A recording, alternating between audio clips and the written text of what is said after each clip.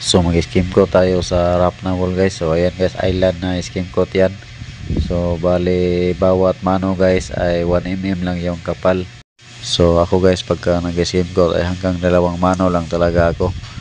Kasi magastos na sa skim coat kapag ginawa mo pang 3. Tapos matagalan ka pa sa sa pag-skim coat. So yung 2 mano guys nakukuha naman yan, depende lang talaga yan sa pagpahid mo, sa paggamit mo sa sa rodilang bakal. So ang isang bag ng skim coat guys or yung 20 kg ay yan, nasa 7 liters to 7.5 hanggang 8 liters yan, depende sa skim coat. Yung dyan nilalagay na tubig guys. Tapos nasa 20 square meter yung coverage ng 20 kg na skim coat guys o yung isang bag, depende sa sa surface o saka yung sa pag-apply. So halimbawa pag natapos ako ngayon ng 2 mano yan guys, kinabukasan ay nililiha ko na yan ng number 80. So number 80 yung gamit ko dyan guys, na may malapad na flat na kahoy para mapatag mo talaga ng gusto.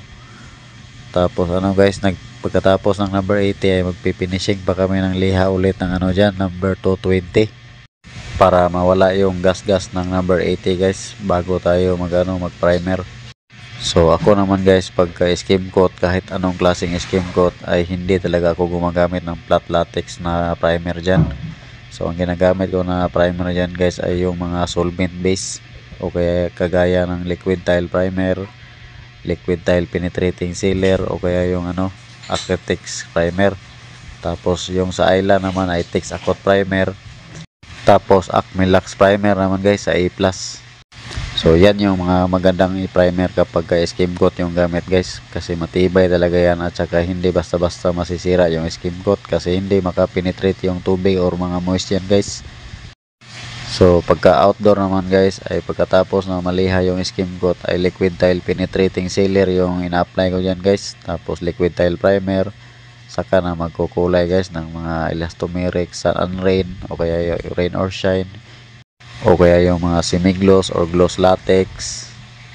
Or kung may mga budget talaga guys, mas maganda rin yung i-top coat yung mga solvent base din, gaya ng liquid tile semi-gloss or may gloss din, o kaya yung mga solvent base sa A+ guys na may mga kulay na siya. May mga ready mix na sila na solvent base guys na kulay. So meron din sa Acrytex guys yung Acrytex gloss o kaya yung semi-gloss.